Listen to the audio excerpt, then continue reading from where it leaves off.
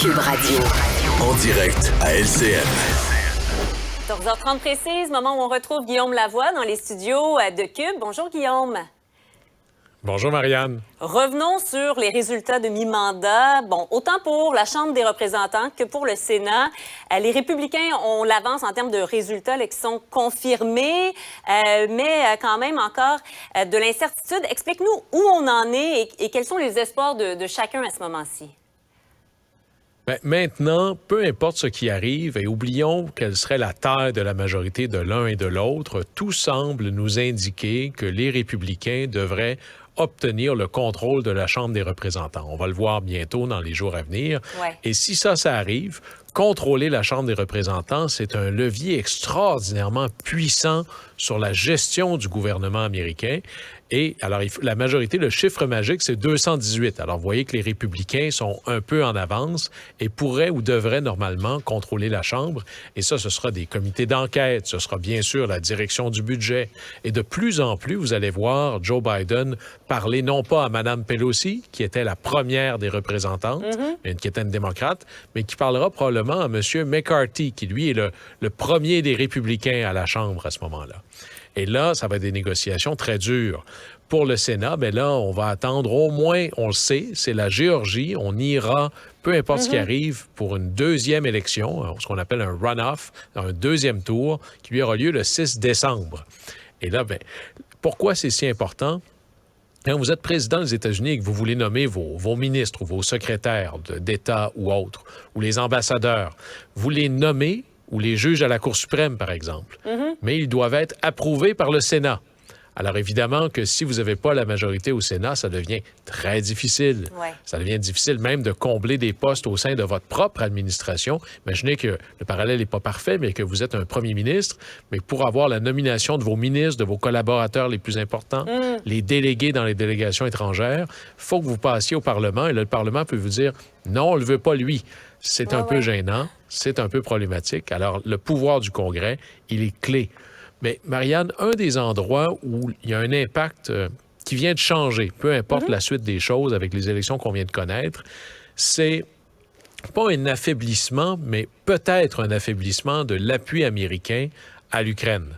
Non pas parce que Joe Biden est moins convaincu qu'avant, mais probablement parce que des deux côtés, tant de l'aile gauche du Parti démocrate, mais surtout d'une certaine aile plus populiste. On parlait de J.D. Vance, le nouveau sénateur républicain de l'Ohio, qui commence à dire, tout cet argent-là qu'on envoie en Ukraine, est-ce que c'est vraiment notre mission?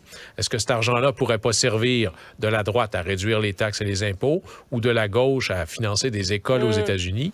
Alors, il y a un côté où le leadership américain ici est plutôt fragilisé. Joe Biden sera toujours le président, toujours le chef de la diplomatie et des forces militaires américaines, mais il faut financer tout ça. Et maintenant, les chèques qu'il voudra faire à l'Ukraine, il devra les négocier avec des gens qui, peut-être, n'y voient pas une aussi grande priorité qu'avant. Oui, une vision différente, disons, de la politique étrangère. Par ailleurs, on sait maintenant que c'est Marc Tanguay, Guillaume, qui va être chef intérimaire du Parti libéral du Québec. Là, il y a des premiers députés qui commencent à lever timidement la main. Est-ce qu'on peut dire que les prochains mois, ils vont être cruciaux pour le parti? Ah, bien sûr, évidemment, l'élection de M. Tanguay comme chef intérimaire n'est pas une énorme surprise. Déjà, des gens ils disent sans dire, c'est-à-dire « je ne dis pas non maintenant, je ne ferme pas la porte ». Bref, la première déclaration de quelqu'un qui n'est pas candidat, la première déclaration de quelqu'un qui veut être candidat, c'est « je ne suis pas candidat ».